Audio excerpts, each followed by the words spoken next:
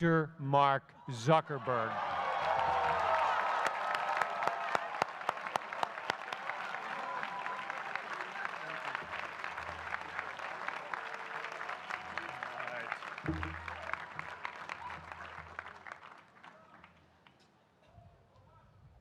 I love this place. Thank you all for coming out in the rain, the pouring rain. We're going to make this worth it for you. I am honored to be here with you today because, let's face it, you accomplished something I never could. If I get through this speech today, it'll be the first time I actually finish something here at Harvard. Today, I want to talk about purpose. But I'm not here to give you the standard commencement about finding your purpose. We're millennials. We try to do that instinctively. Instead, I'm here to tell you that finding your purpose isn't enough. The challenge for our generation is to create a world where everyone has a sense of purpose. One of my favorite stories is when JFK went to go visit the NASA Space Center, and he saw a janitor holding a broom, and he asked him what he was doing, and the janitor replied, "Mr. President, I'm helping put a man on the moon." Purpose is that feeling that you are a part of something bigger than yourself, that you are needed, and that you have something better ahead to work for. Purpose is what creates true happiness. And you are graduating at a time when this is especially important. When our parents graduated, that sense of purpose reliably came from your job, your church, your community. But today, technology and automation are eliminating many jobs. For our society to keep moving forward, we have a generational challenge to not only create new jobs, but create a renewed sense of purpose. I remember that night I launched Facebook from that little dorm in Kirkland House. I went to Noakes with my friend KX, and I remember telling him clearly that I was excited to help connect the Harvard community, but one day someone would connect the whole world. The thing is, it never even occurred to me that that someone might be us. We were just college kids. We didn't know anything about that. There were all these great big technology companies with all these resources, and I just assumed one of them would do it. But this idea was so clear to us that all people want to connect. So we just kept working on it, day after day after day. And I know that a lot of you are going to have your own stories just like this. A change in the world that seems so clear that you are sure someone else is going to do it. But they're not. You will. But it's not enough to have that purpose yourself. You also have to create a sense of purpose for others. And I found that out the hard way. You see, my hope was never to build a company. I wanted to have an impact. And as all these people started joining us, I just assumed that that's what they wanted to do too. So I never took the time to explain what it was that I hoped we'd build. A couple years in, some big companies wanted to buy us. I didn't want to sell. I wanted to see if we could connect more people. And we were building the first version of Newsfeed at the time, and I thought, if we could just launch this, it could change how we all learn about the world. Nearly everyone else wanted to sell. Without a sense of higher purpose, this was their startup dream come true, and it tore our company apart. After one particularly tense argument, one of my close advisors told me if I didn't agree to sell the company right now, I would regret that decision for the rest of my life. Relationships were so frayed that within a year or so, every single person on our management team was gone. That was my hardest time leading Facebook. I believed in what we were doing, but I felt alone. And worse, it was my fault.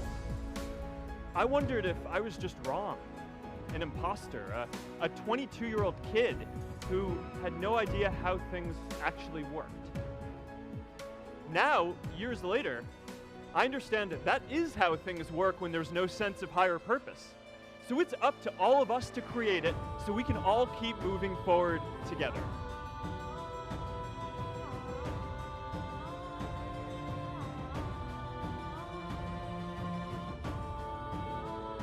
By taking on big, meaningful projects together. By redefining equality so everyone has the freedom to pursue their purpose. And by building community all across the world. Every generation has its defining works. More than 300,000 people worked to put that man on the moon, including that janitor. Millions of volunteers immunized children around the world against polio, and millions of more people built the Hoover Dam and other great projects. And now it's our generation's turn to do great things. Now I know, maybe you're thinking, I don't know how to build a dam. I don't know how to get 1 million people involved in anything. Well, let me tell you a secret. No one does when they begin. Ideas don't come out fully formed. They only become clear as you work on them. You just have to get started. If I had to know everything about connecting people before I got started, I never would have built Facebook. Movies and pop culture just get this all wrong. The idea of a single eureka moment is a dangerous lie. It makes us feel inadequate because we feel like we haven't had ours yet. And it prevents people with seeds of good ideas from ever getting started in the first place. Oh, and you know what else movies get wrong about innovation? No one writes math formulas on glass, okay? All right? That's not a thing, okay?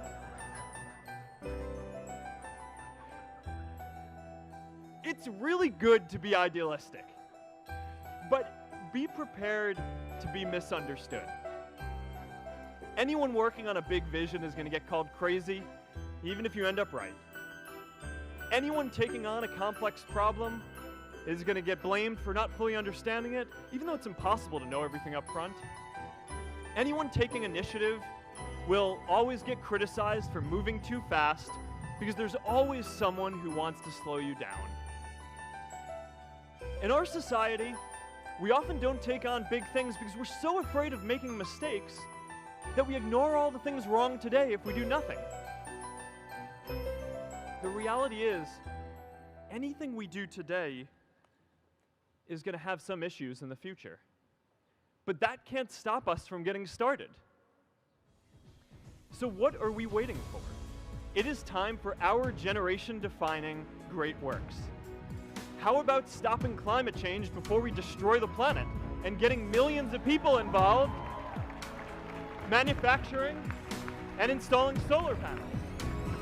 How about curing all diseases and getting people involved by asking volunteers to share their health data, track their health data, and share their genomes? You know, today, our society spends more than 50 times as much treating people who are sick as we invest in finding cures so people don't get sick in the first place. It makes no sense. We can fix this. An entrepreneurial culture thrives when it is easy to try lots of new ideas. Facebook wasn't the first thing I built. I also built chat systems and games, study tools and music players, and I'm not alone. J.K. Rowling got rejected 12 times before she finally wrote and published Harry Potter. Even Beyoncé had to make hundreds of songs to get Halo. The greatest successes come from having the freedom to fail. And we're all going to make mistakes. So we need a society that's less focused on locking us up and stigmatizing us when we do. And as our technology keeps on evolving, we need a society that is more focused on providing continuous education through our lives. You know, when Priscilla graduated from Harvard, she became a teacher. And before she'd do education work with me, she told me that I needed to get my own experience teaching a class. At first I complained. You know, I'm kind of busy, I'm running this company. But she insisted. So I taught an after-school program at the local Boys and Girls Club on entrepreneurship. I taught those kids lessons on product development and marketing, and they taught me what it was like growing up feeling targeted for your race. and what it's like having a family member in prison. I shared stories of my time in school, and they shared their hope that one day they would get to go to college too. For 5 years, I've had dinner with those students every month. One of them even threw Priscilla and me our first baby shower. And next year, they're going to college. Every one of them, first generation in their families. We can all make time to give someone a hand. Let's give everyone the freedom to pursue purpose, not just because it's the right thing to do, but because when more people can turn their dreams into something great, we are all better for it. Change starts local. Even global change starts small with people like us. In our generation, the struggle of whether we connect more, whether we achieve our greatest opportunities, comes down to this: your ability to build communities and create a world where every single person has a sense of purpose.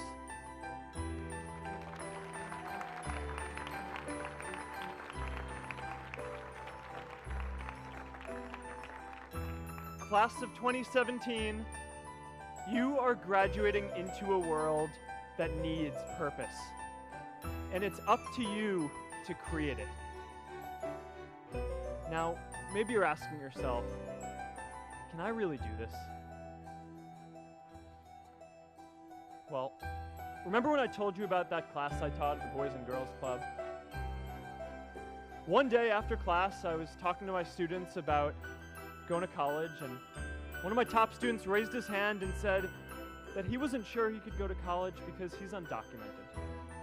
He wasn't sure if they'd take him. Last year, I took him out to breakfast for his birthday, and I wanted to get him a gift, so I asked him what he wanted, and he just started talking about struggles that he saw other students in his class facing, and finally said, you know, I'd really just like a book on social justice. I was blown away. Here is a young guy who has every reason to be cynical. He wasn't sure if the country he calls home, the only one he's known, was going to deny him his dream of going to college. But he wasn't feeling sorry for himself. He wasn't even thinking of himself. He has a greater sense of purpose, and he's going to bring people along with him. It says something about our situation today that I can't even say his name because I don't want to put him at risk.